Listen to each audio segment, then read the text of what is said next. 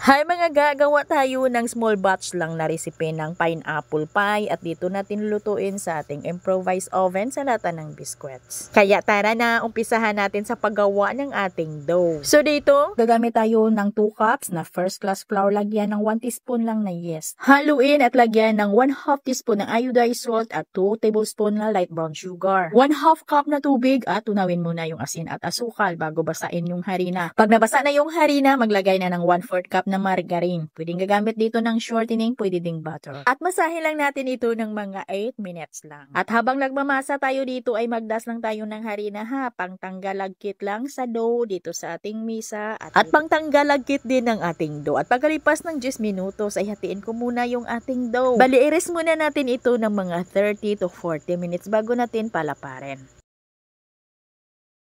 At pagkalipas ng 35 minutos ay medyo malambot na ho yung aking dough kaya palaparin ko na ito. Sa pagpalapad dito ay tansyahin lang talaga yung gagamitin na tray. Yung sizes ng tray na gagamitin ko dito ay 8 by 12 by 1.5. Ito lang kasi yung magkasya sa ating improvised oven sa lata ng biscuits.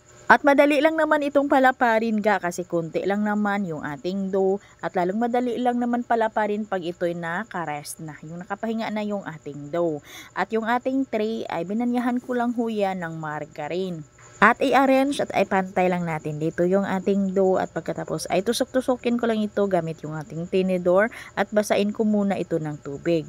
At mamaya lang muna mga gaay yung ating dough na yung bilang pangpatakip natin, mamaya ko lang ho yan palaparin. So itabi lang muna natin yan at dito naman tayo sa ating palaman. So dito gagamit tayo ng 2 cups ng cornstarch. Maglagay ako dito ng isang sachet ng pineapple tang. 1 cup puti na asukal at kunti lang talaga na asin. Isang kurot lang. At 1 cup na evaporated milk at 1 cup na tubig. And din haluin muna natin yan. Tunawin muna natin yung cornstarch. At para ma-enhance talaga yung kulay dilaw ng ating palaman ay maglagay ako dito ng nasa 1/8 or 1/4 teaspoon ng food color na egg yellow. At dito naman sa ating kawali ay nagpakulo na tayo ng 4 cups na tubig. At pag ito'y kumulo na talaga ay ilagay na natin dito yung ating tinunaw na cornstarch. At agad natin itong haluin ng diretso hanggang sa lumapot. Haluin talaga natin para hindi didikit or hindi masunog yung ilalim nito. Haluin hanggang sa lumapot yung ating mixture at pag ganito na mga gaay, agad na natin itong isalin